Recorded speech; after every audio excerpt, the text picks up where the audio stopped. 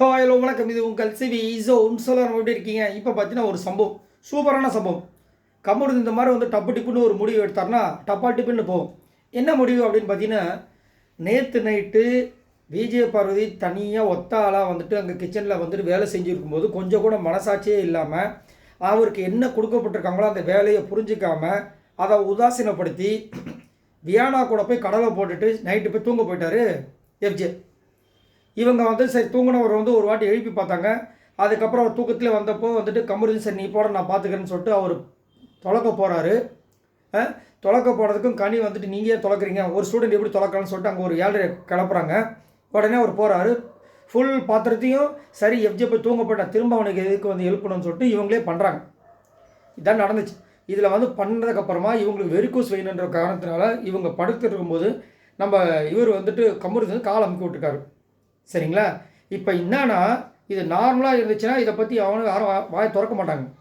இப்போ டாஸ்க்கு ஒன்று வந்து ஸ்கூல் டாஸ்க்கு போன காரணத்தினால இதை வச்சு ஒரு 7:30 கூட்டலான்னு சொல்லிட்டு என்ன பண்ணுறாங்க, கண்ணிலேருந்து எஃப்ஜேலேருந்து இன்னும் ஒரு சில பேரை வந்துட்டு அது எப்படி ஒரு ஸ்டூடெண்ட்டை வந்து இவங்க வேலை வாங்கலாம், அது எப்படி ஸ்டூடெண்ட் வந்துட்டு ஒரு மிஸ்ஸுக்கு வந்துட்டு கால் அமுக்கலாம், இப்படின்னு வந்து ஒரு பெரிய பிரச்சனை வந்து கிளப்பி விட்டுக்கிட்டு இந்த மாதிரி ஒரு அட்டகாசா பண்ணுறாங்க. இது என்னென்னா இப்போ வந்து அமித் வந்து அதை வந்து விஜய் பார்வதிக்கு சொல்கிறாரு, இல்லை சார் இது வந்து ஒரு மிஸ்ஸுக்கு ஒரு இந்த மாதிரி டீச்சருக்கு வந்து ஒரு மாதிரி ப்ராப்ளம் ஆகுது, அவங்க வந்து அமைக்கோட விஷயம் தான் சார், இதை வந்து பெருசாக பண்ணணும், இதை வந்து ஏன் தேவையில்லாமல் கொச்சப்படுத்துகிற மாதிரி பேசுகிறீங்க அப்படின்னு சொல்லி முடிச்சிட்டாங்க. இல்லை இருந்தாலும் இது தப்பாக போகிறது வாய்ப்பு இருக்குதுன்னு சொல்லிட்டு அமித் சொல்கிறார். ரொம்ப நல்ல பாயிண்ட் தான், தப்பாக போக வாய்ப்பு இருக்குது. சரிங்களா? ஆனால் அங்கே வந்து அவங்க நடிக்கிறாங்கன்ற விஷயங்கள் நம்மளுக்கு தெரியும். இப்போ ஒரிஜினலாக இருந்தால் அது கண்டிப்பாக தப்பாக போகிறது வாய்ப்பு இருக்குது. அவங்க நடிச்சிட்டு இருக்காங்கன்றது நம்மளுக்கு தெரியும், அவங்க அதுக்கு முன்னாடி அவங்க லவராக இருக்காங்கன்றது எல்லாமே நம்மளுக்கு தெரியும்.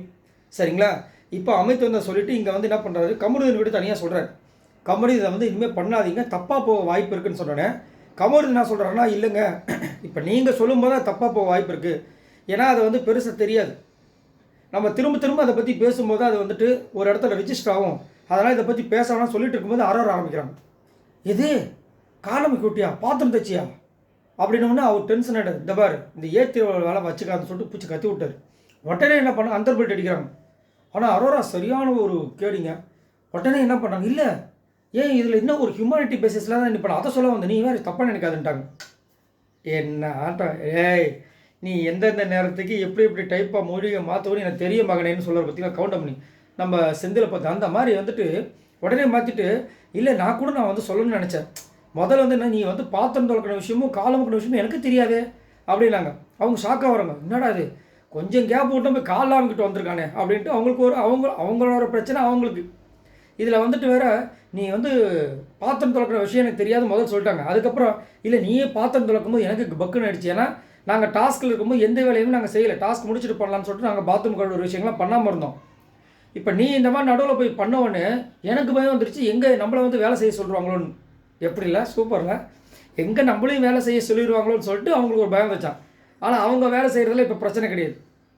ஆனால் பிடிச்சி செம்ம கலாச்சிட்டு அமித்துக்கிட்டு சொல்லிட்டாரு, திரும்ப திரும்ப இதை நீங்கள் வந்து பதிவு பண்ணிட்டே இருக்கேன், ஏதோ ஒரு ஹியூமானிட்டி பேசிஸில் நான் வந்து பண்ணேன், அதை வந்து திரும்ப அந்த பொண்ணுக்கு வெரிகோஸ் வெயின்னு கால் வலிக்குன்னு சொல்லும்போது அமிக்கோட்டு இதில் என்ன இவ்வளோ பெருசாக வந்துட்டு பேசிட்டு அப்படின்றாரு. சரி நான் இன்னொன்று ஒரு கேள்வி கேட்குறேன், அமித் அவர்கள் இதை வந்து இவ்வளோ அழகாக சொல்கிறார், உண்மையிலே தங்கமான ஆள் தான், அது மாற்றுக்கிறது கிடையாது. ஆனால் அதே விஷயத்தை எஃப்ஜே கிட்ட சொல்ல முடியுதா பார்த்தீங்களா? ஏன்னா நைட்டு வந்து எஃப்ஜே என்ன பண்ணியிருக்காரு, வியானாவை கூப்பிட்டு இப்போ இதே கான்செப்ட்டு அங்கேயும் தான் நடக்குது.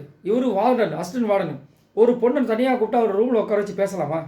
அது நைட் நேரத்தில் எவ்வளோ பெரிய தப்பு அது. இதுவே தப்புன்னா அது எவ்வளோ பெரிய தப்பு. இதை வந்து அமித் போய் அங்கே சொல்கிறாருன்னா சொல்ல மாட்டார். ஏன் சொல்ல மாட்டாருன்னா, நான் எனக்கு பிடித்தவங்ககிட்ட நான் இதை கரெக்ட் பண்ணணும்னு நினைக்கிறேன், அவங்கக்கிட்ட சொல்கிறது வேஸ்ட்டு, அதெல்லாம் தண்டம், அவர்கிட்ட போய் நான் என்னத்தை சொல்கிறதுன்ற மாதிரி அவர் திங்க் பண்ணுறாரு. பட் சொல்லணும், சொன்னால் தான் அங்கே வந்து அமித் வெளியே தெரிவார்.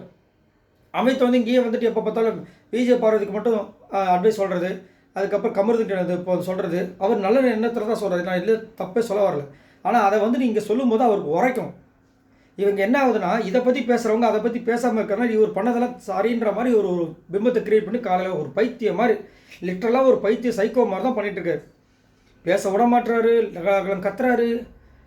இவங்களெல்லாம் இந்த மாதிரி ஆட்களை வேறு வந்து பிக் பாஸில் வச்சு நம்ம வேறு நிறைய பேர் வந்து இந்த பார்க்குறவங்க வந்து டீ ஆஃப் பண்ணிட்டு போயிடுவாங்க.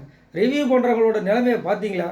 இதை நான் பார்த்து அவன் என்ன பண்ணுறான்னு கேட்டு அதை வேறு நமக்கு இது பண்ணி மண்டை பிச்சுட்டு போய் இதுவே கொஞ்ச நேரத்தை டோப்பாக ஆயிரும்னு நினைக்கிறேன்.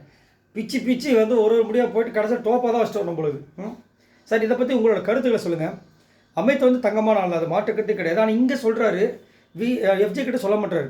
எஃப்ஜே கிட்ட சொன்னாலும் நம்ம வியானா கிட்ட சொன்னால் தான் அவங்களுக்கு அந்த விஷயங்கள் தெரியும். ஓகே இவங்களாம் பார்த்து நம்மக்கிட்ட சொல்கிறாங்கன்னு ஒரு பயம் வரும். ஆனால் இதை இங்கே சொல்கிறாரு. அதே மாதிரி இதை ஒரு சான்ஸாக யூஸ் பண்ணி இந்த அரோரா எவ்வளோ கேள்வி பாருங்கள். சரி, இதை பற்றி உங்களோட கருத்துக்களை சொல்லுங்கள். பாய் நண்பர்கள்.